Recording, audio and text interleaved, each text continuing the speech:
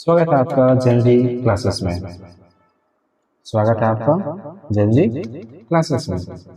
इस क्लास में हम बायोलॉजी पढ़ेंगे। ज़्यादा कुछ आपको कहना नहीं है, बस समझना है और समझना है। क्वेश्चन होंगे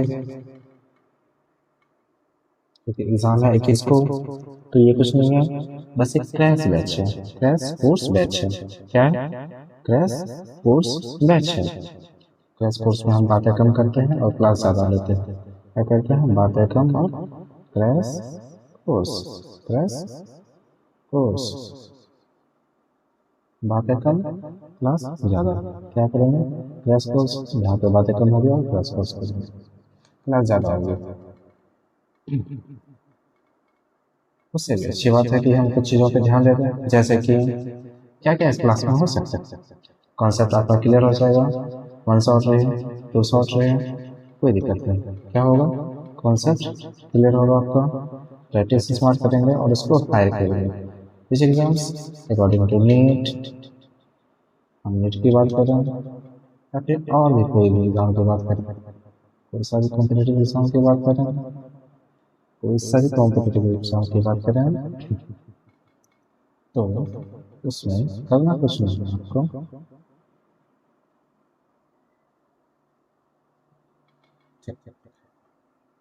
थोड़ा सा क्लिच होने के लिए सॉरी, पहले से ऐसा नहीं होगा। अब इस क्लास में इंपॉर्टेंस क्या है वो देखते हैं। जैसे कि क्या होगा वो देख लेते हैं। कॉन्सेप्ट किसी टीचर में हो, ना कुछ कहना है ना सुनना है, बस जो पढ़ाएंगे उस पर ध्यान देकर समझना है। कॉन्सेप्ट किसी टीचर होगा, एनसीईआरटी फोकस्ड होगा, फुल्ली एनसीईआरटी 91, जिसको कहते हैं NCERT, NCERT line to line, NCERT line to line, NCERT line to line. Practice regular test होगा आपका, आप व्हाट्सएप पे जोड़ सकते हैं या टेलीग्राम,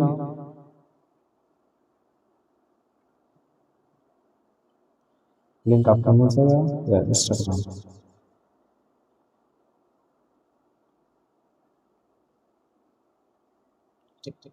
उस पर फोकस ज़्यादा करना। फ्रॉम बेसिक टू बिगिनर, आप कुछ भी करे हो नहीं करे हो कोई फर्क नहीं पड़ता है। अपने एग्जाम में अगर बैठने वाले हैं तो इस क्लास को ध्यान से सुने, ध्यान से सुने, समझें, सीखें। हर एक टॉपिक कुछ देर का होगा, 10 मिनट का हो सकता है, 1 घंटे का हो सकता है, और कहीं ज़्यादा भी हो सकता है। हम बीच बीच में मैराथन क्लास करेंगे, जिससे कि एग्जाम में क्लियरिटी ज़्यादा मिलेगी। ठीक, उसके बाद स्ट्रॉन्ग फाउंडेशन, स्ट्रॉन्ग बेसिस। जैसे आपका फाउंडेशन स्ट्रॉन्ग होगा, जिसमें हम फाउंडेशन समझते हैं कि एक जड़, एक पौधा बनने के लिए उसका जड़ मजबूत होना जरूरी है। एक पौधा बनने के लिए उसका जड़ मजबूत होना जरूरी है। इसी तरह से आपका डॉक्टर बनने के लिए आपका जो जड़ है वो कैसा होना चाहिए? बिल्कुल मजबूत। मजबूत किस तरह का? लोहे की तरह मजबूत, आयरन की तरह मजबूत होना चाहिए आपका। अब ये बात उतनी जरूरी नहीं है। ठीक ठीक ठीक। और जैसे ही बात है हम क्या कहते हैं, अगला पॉइंट है practice today and perfect tomorrow. जितना प्रैक्टिस आज करेंगे उतना परफेक्शन कल मिलेगा। जैसे हम धोनी की बात कर लेते हैं, किसकी बात करते हैं? धोनी की, कोहली हो गया, और भी सारे क्रिकेटर्स, और क्रिकेटर्स, और क्रिकेटर्स। ठीक ठीक ठीक। तो क्लास स्टार्ट करने से पहले मैंने समझ लेते हैं एक और बात कि आज का टॉपिक क्या है। आज का टॉपिक है, आज का टॉपिक है, आज के टॉपिक में हम ये पढ़ने वाले हैं कि सेल क्या होता है। क्या पढ़ेंगे? सेल क्या होता है। सेल, जिसको हम क्या बोलते हैं? The unit of life. क्या बोलते हैं? The unit of life. क्या बोलते हैं? The unit of life. कोई दिक्कत नहीं। आगे और सिर्फ हम सेल को समझेंगे, यूनिट ऑफ लाइफ क्यों बोलते हैं, लाइफ क्या होता है वो समझेंगे, लाइफ क्या होता है वो समझेंगे। ठीक, कोई दिक्कत नहीं। तो आगे हम बढ़ने के लिए क्या करेंगे, थोड़ा सा आपको इंतजार करना पड़ेगा।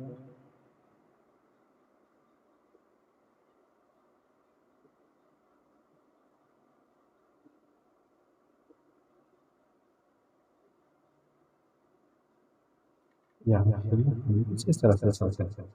ठीक ठीक।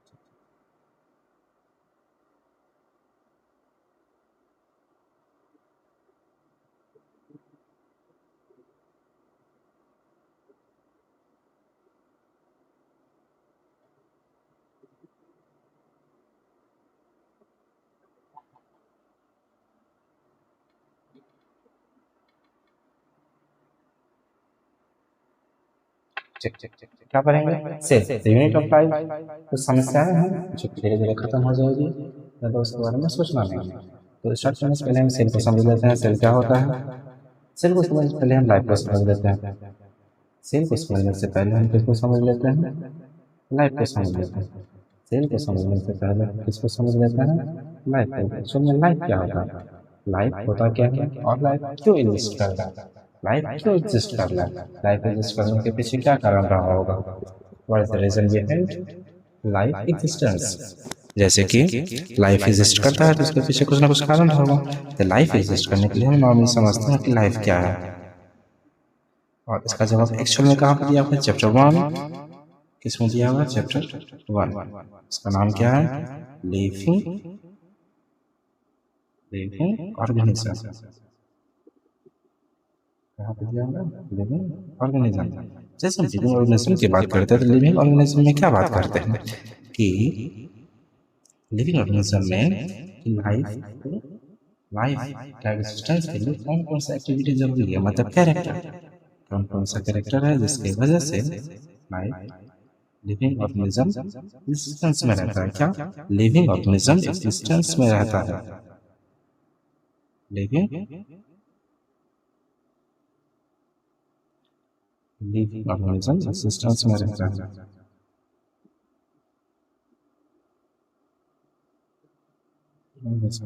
ठीक ठीक ठीक। उसको हम ध्यान से नहीं चलते हैं, हम करते हैं सेल को, तो सेल को समझते हैं कि एग्जाम की बात है तो एग्जाम पे हम फुली फोकस रहेंगे।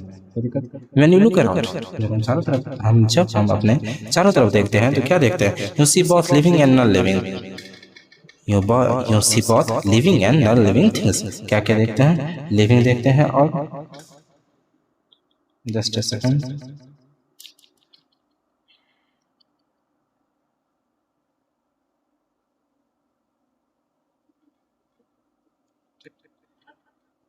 When you look around, you see both living and non-living things. जब हम अपने चारों तरफ देखते हैं तो क्या मिलता है हमको? कुछ लिविंग्स मिलता है और कुछ नॉन लिविंग मिलता है। कुछ लिविंग्स मिलता है एंड कुछ नॉन लिविंग्स मिलता है।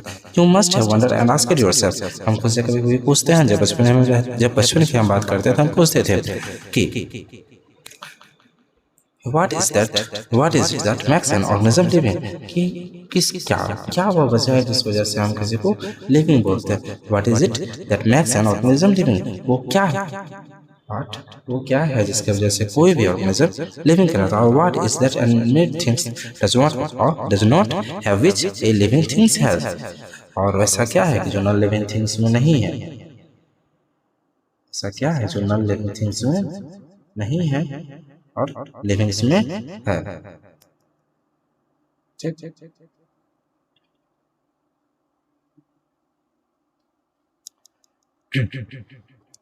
The answer to this is the presence of basic unit of life, the cell, in all living organisms. तो सबसे बात है सबसे आसान, यहीं पे क्वेश्चन पूछा गया और उसी का आंसर यहाँ पे दे गया। इसका मतलब क्या हो गया? The answer to this is the presence of the basic unit of life. The basic unit of life क्या कहते हैं? Cell. Cell is the basic unit of life. इसीलिए क्या कहा गया? Cell is the basic unit of life. आपका दो चीज यहाँ पे हम फोकस करने वाली क्या है कि एक क्वेश्चन का और एक आंसर का। किसी भी एग्जाम की बात करते हैं तो क्या बात करते हैं कि क्वेश्चन क्या पूछेगा और आंसर क्या मिलना चाहिए हमको। किसी भी क्वेश्चन को करने से पहले अगर हम ये समझ लें कि क्वेश्चन का आंसर वहीं पे छुपा रहता है तो हम इजीली किसी भी चैप्टर को डील कर सकते हैं। ठीक। All organism are composed of cell. क्या कह रहा है कि all organism are composed of cell. Composed of cell का मतलब क्या हो गया कि हर ऑर्गेनिज्म, जितना भी ऑर्गेनिज्म, ऑल ऑर्गेनिज्म, जितना भी ऑर्गेनिज्म की बात करते हैं तो वो बना हुआ किससे है? बना हुआ किससे? सेल से। All organism are composed of cell. Every organism, all organism all organisms are composed of cell. All organisms are composed of all organisms are composed of cell. ठीक ठीक ठीक। Some are composed of a single cell and are called unicellular organisms. कुछ organism ऐसा होता है, कुछ organism ऐसा भी होता है जो सिंगल सेल से बना होता है। कुछ ऑर्गेनिज्म कैसा होता है, ऐसा जो सिंगल सेल से बना होता है। इसका मतलब क्या हो गया, क्या सिंगल सेल सारा एक्टिविटी करने के लिए कैपेबल है? जो एक से जो एक्टिविटी, जो कैरेक्टर या फिर जो फंक्शन, जिस फंक्शन के आधार पे कोई भी सेल जिंदा रहता है, कोई भी सेल या ऑर्गेनिज्म, कोई भी सेल या फिर ऑर्गेनिज्म जिंदा रहता है, तो क्या वो एक सेल कर सकता है? इसका जवाब बिल्कुल है। एक सेल इंडिपेंडेंस एग्जिस्टेंस, क्या कहते हैं, इंडिपेंडेंट एग्जिस्टेंस, जो कि हम आगे करेंगे। यहाँ पे दिया हुआ है इंडिपेंडेंट एग्जिस्टेंस की बात करेंगे। तो एक सेल के अंदर वो सब कुछ रहता है जिसकी वजह से सेल जिंदा रह सके या फिर लाइफ को परफॉर्म कर सके। All organism composed of cell, some are composed of single cell. कोई सेल, कोई ऐसा ऑर्गेनिज्म जो सिंगल सेल से बनता हो, कुछ organism others like composed of many cells, कुछ किससे बनता है, कंपोज्ड ऑफ मेनी सेल्स, जैसे कि मल्टीसेलुलर एग्जांपल। और यहीं पर हम एग्जांपल की बात करेंगे तो मल्टीसेलुलर ऑर्गेनिज्म हम किसकी बात करते हैं, ह्यूमन सेल की बात करते हैं। किसकी बात करते हैं, ह्यूमंस की बात करते हैं। ठीक ठीक ठीक। अब हम समझेंगे कि सेल क्या होता है। क्या समझना है यहाँ पे कि सेल क्या होता है, व्हाट इज सेल। अगर हम सेल को समझ लिए तो आधी चीजें हम यहीं पे समझ लेंगे कि सेल होता क्या है। What is cell? Unicellular organism are capable of, unicellular organism ऐसा ऑर्गेनिज्म, यूनिसेलुलर ऑर्गेनिज्म जो सिर्फ एक सेल से बना हुआ है, ऐसा ऑर्गेनिज्म जो सिर्फ एक सेल से बना हुआ है, are capable of independent existence, independent existence. किसकी बात करते हैं, independent existence, and perform the essential function of life, perform the essential function of life. तो unicellular organism are capable of independent existence, वो अकेले ही डिपेंडेंट एग्जिस्टेंस का मतलब वो अकेले ही लाइफ का सारा फंक्शन परफॉर्म करने के लिए कैपेबल है। इसीलिए लिखा है independence existence and perform the essential function of life, and perform the essential function of life. ठीक। Anything less than a complete structure of cell does not ensure independence even. अगर एक सेल से भी कुछ कम रहा, तो एक सेल से भी कुछ कम हो गया, जैसे कि एक सेल है जिसके अंदर न्यूक्लियस नहीं है,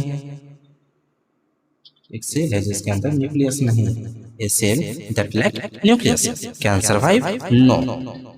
A cell that lack nucleus cannot survive.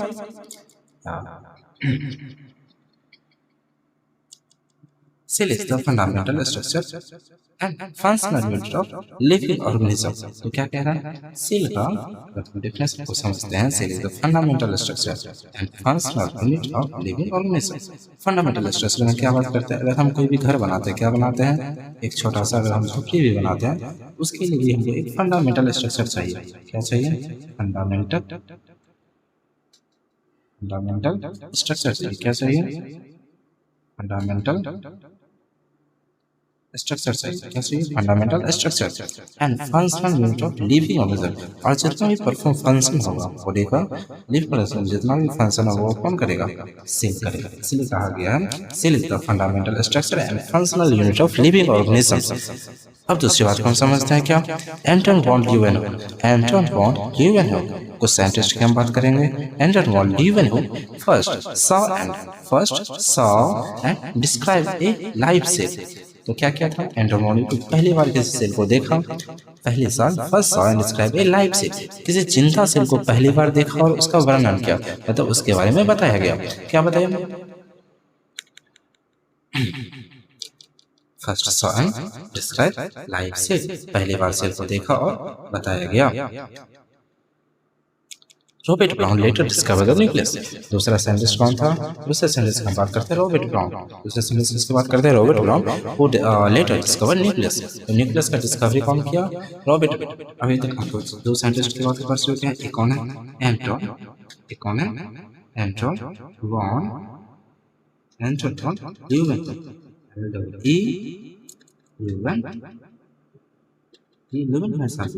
वो क्या किए थे, डिस्कवरी ऑफ ल्यूवेनहुक जो थे, तो पहले बार सेल को, लाइव सेल को देखे थे, उसके बारे में बताए थे।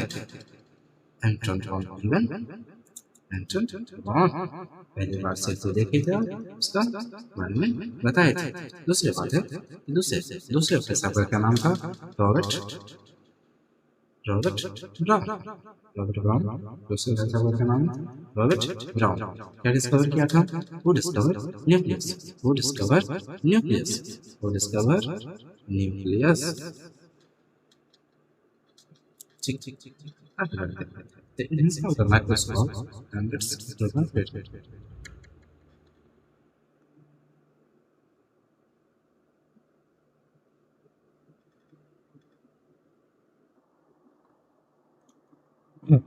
उसके बाद the invention of microscope, invention of microscope and its improvement leading to the actual microscope reveal all the structural details of the cell.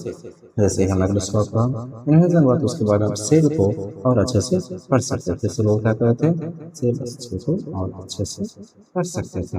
जैसे जैसे उसका स्ट्रक्चर दिखना शुरू हुआ उतने अच्छे से उसको पढ़ सकते थे, इसमें कोई बुराई नहीं है। उसके बाद आते हैं सेल थ्योरी के बाद। किसके बात करते हैं हम? सेल थ्योरी की।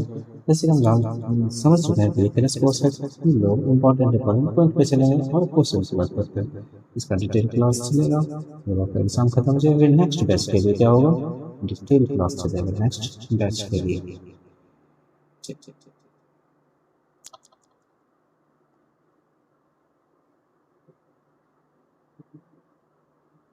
Cell theory. In 1838, Matthias Sclater, a German botanist, examined layers of plants and observed that all plants members of different kinds of cell which form tissue of the plants.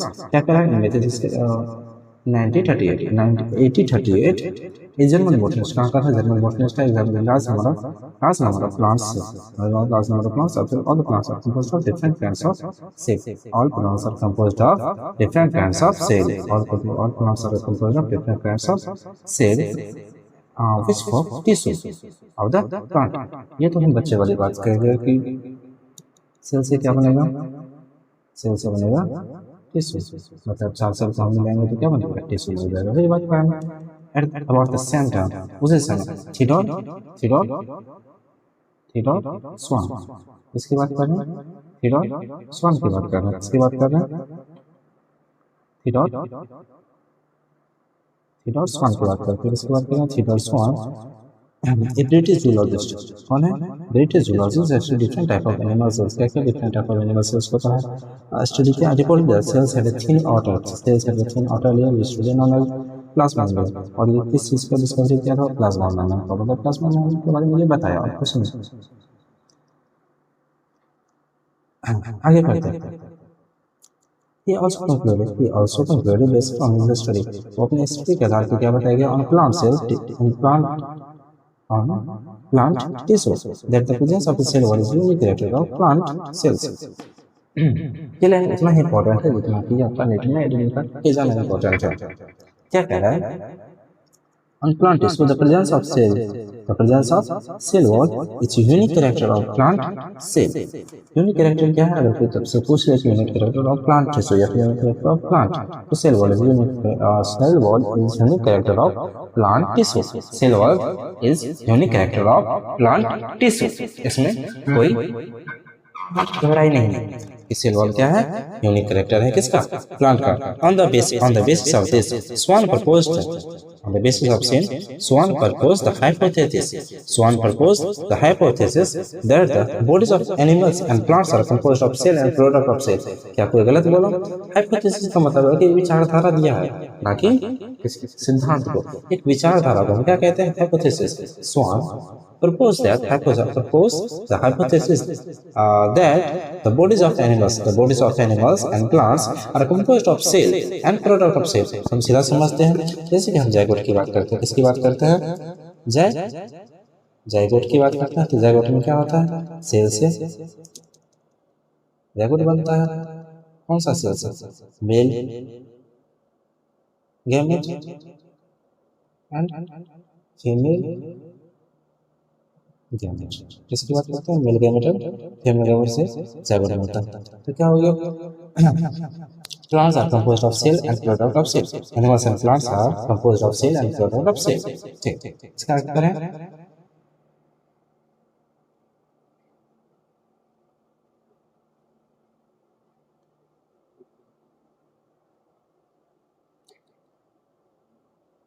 check, check, check. Sclater and Swan together formulated cell theory. Sclater and Swan together formulated the cell theory. अब क्या हो गया कि cell theory को formulated कर दिया. Sclater and Swan together formulated the cell theory. Sclater and Swan together formulated the theory. This theory, however, did not explain how new cells were formed. क्या स्वान और स्लेटर ने क्या ये बता पाया कि न्यू सेल कैसे बनता है? बिल्कुल नहीं. तो उन्होंने बता पाया. और स्लेटर और स्वान ये नहीं बता पाया कि नया सेल का फॉर्मेशन कैसे होता है. हाँ, न्यू सेल फॉर्मेट. रूडोल्फ फिट्जो कौन आया? रूडोल्फ फिट्जो 1855 में आया. रूडोल्फ फिट्जो 1855 first explained that cell divide and new cell are formed from pre-existing cells. क्या कहता है? Cell divide and new cell are formed from pre-existing cells. First question है सेल डिवाइडेड. क्या कह रहा है? फर्स्ट सबसे पहला व्यक्ति था जो ये बताया कि सेल क्या करता है? डिवाइड होता है. ये अगर सेल है, सेल क्या होगा? डिवाइड कर जाएगा. डिवाइड करने का मतलब एक सेल से दो सेल बनाएगा, एक सेल से दो सेल. इसलिए लिखा है explain that the cell divide and new cell are formed from pre-existing cell. Obviously बात है, ये भी जानते हैं कि नया सेल कैसे बनेगा. अगर ये पुराना सेल है, अगर ये डिवाइड कर रहा है तो नया सेल का फॉर्मेशन होगा. नया सेल का फॉर्मेशन किससे हुआ? प्री एग्जिस्टिंग सेल से. किससे हुआ? प्री एग्जिस्टिंग सेल से. New cell arise from pre existing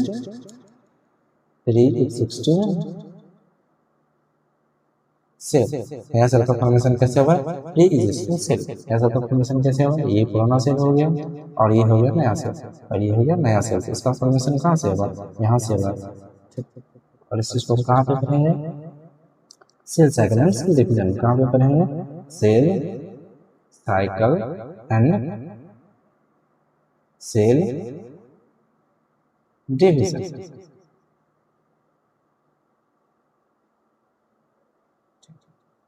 आगे बढ़ते हैं. उसी को एक वर्ड से संबोधित करते हैं. क्या करते हैं? उसी को एक चीज प्यारा सा नाम है ओमनिस सेलुलर ई सेलुलर. क्या कहते हैं? ओमनिस सेलुलर ई सेलुलर. He modified hypothesis of. ही मॉडिफाई कर दिया. जैसे हम बाइक को मॉडिफाई करते हैं, कार को मॉडिफाई करते हैं, उसी तरह से इस थ्योरी को हाइपोथेसिस को मॉडिफाई करके he modified the hypothesis of Sclater and Schwarz to keep the cell theory a final shape. क्या करेगा? सेल थ्योरी को एक फाइनल शेप देगा. कौन? रूडोल्फ फिट्जो. Cell theory as understood today. और आज के डेट में सेल थ्योरी को कैसे समझते हैं? All living organism are composed of cell and product of cell. All living organism are composed of cell and product of cell. All living organism are composed of cell and product of cell. All cell are from pre existing cell. इसके मतलब कोई बात नहीं, ये दोनों important है. इसलिए मैं प्लान पे जितने अच्छे से समझ सकते हैं कर लेना. All cell arise from pre-existing cell. All cell arise from pre-existing cell. All living organisms composed of cell and product of cell. An overview of cell. क्या करना है? An overview of cell. जैसे overview of cell की बात करते हैं, किसकी बात कर रहे हैं? Overview of cell की बात कर रहे हैं. किसकी बात कर रहे हैं? Overview of cell. Just wait. क्या बात करेंगे? Overview of cell. हम सबको ऊपर से देखते हैं कि वो कैसा होता है, क्या होता है, नहीं होता है, वो सब चीज.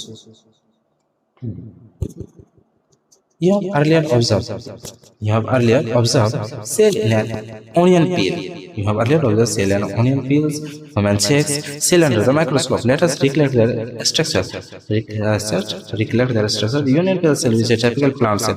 The onion cell कैसा है? Typical plant cell है. Has a distinct cell wall. Plant cell है, क्या है? Plant cell है, तो cell wall होगा. बिल्कुल होगा. क्यों होगा? क्योंकि cell wall क्या है? Unique character of plant. Cell wall क्या है? Unique character of plant tissue. Cell distinct cell wall as its outer boundary and just within it the cell membrane. और सेल मेम्ब्रेन को हम दूसरा नाम से क्या जानते हैं? अगर हम एनिमल्स में बात करेंगे, सेल मेम्ब्रेन को क्या कहते हैं? Plasma membrane. क्या कहते हैं? Plasma membrane. क्या कहते हैं? Plasma membrane. ठीक. This cell of the human sex have an outer membrane as the delighting structure of the cell. Inside its cell is a dense membrane bound structure called the nucleus. तो यहाँ पे जो outer membrane की बात करते हैं, cell of the human sex has an outer membrane. Outer membrane को हम क्या बोलते हैं? प्लाज्मा मेम्ब्रेन बोलते हैं. outer membrane को ही क्या बोलते हैं? प्लाज्मा मेम्ब्रेन बोलता है. outer membrane को ही क्या बोलता है? प्लाज्मा मेम्ब्रेन बोलते हैं. और प्लाज्मा मेम्ब्रेन नेचर में कैसा होता है? सेलेक्टिव परमेबल होता है. कैसा होता है? सेलेक्टिव परमेबल होता है. सेलेक्टिव ऐसा होता है सिलेक्टिव परमिएबल होता है। ठीक, उसके बाद की हम बात करते हैं कैसा हो inside a cell is a dense membrane bound structure called nucleus. उसके अंदर क्या होता है न्यूक्लियस होता है, वो भी कैसा होता है dense membrane bound structure. Dense membrane मतलब कुछ इस तरह से होगा,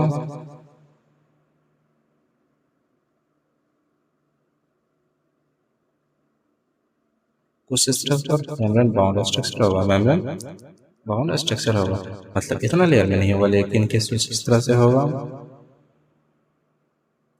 और एक डबल लेयर होगा। और ये क्या है न्यूक्लियस, ये क्या है इसके बाद ठीक कोई दिक्कत नहीं। ओके